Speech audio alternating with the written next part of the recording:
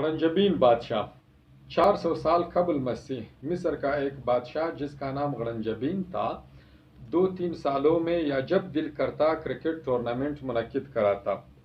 Cricket board کا اگرچہ اپنا چیئرمین مقرر تھا مگر تمام انتظامات شاہ غرنجبین کی مرضی سے سر انجام پاتے تھے۔ مختلف شہروں کی متعدد ٹیمیں بنی تھی، ہر ٹیم کا اپنا کپتان ہوا کرتا تھا۔ کبھی کوئی کپتان نافرمانی کرتا تو اس کے کھلاڑیوں کو فون کر کے ٹیم چھوڑ کر گھر بیٹھنے یا دوسری ٹیم میں شامل ہونے کو کہا جاتا۔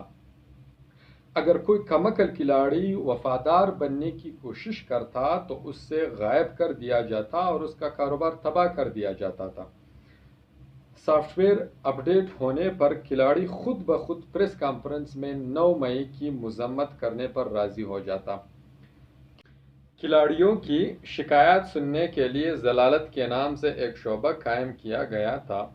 ضلالت میں انصاف فراہم کرنے والا شخص کرسی پر براجمان ہوتا جو دلالت کہلاتا تھا۔ اگر اتفاق سے کسی ایسے کھلاڑی کے حق میں فیصلہ آتا جو غرنجبین کو ناپسند ہوتا تو غرنجبین اس کھلاڑی سے بالنگ کے وقت گیند اور بیٹنگ کے وقت بلہ چھین لیتا۔ بالر کو حکم ہوتا کہ وہ بغیر گیند کے بالنگ کرائے اور بیٹسمین کو بغیر بلہ کے کھیلنے کو کہا جاتا۔ اللہ کا لاکھ لاکھ شکر ہے کہ ہم جہالت کے اس دور میں نہیں جی رہے، ورنہ آج ہم سے بھی بلہ چھینا جاتا اور بغیر بلہ کے بیٹنگ کرنے کو کہا جاتا۔ اللہ معاف فرمائے، جہالت بھی کیا چیز ہوتی ہے۔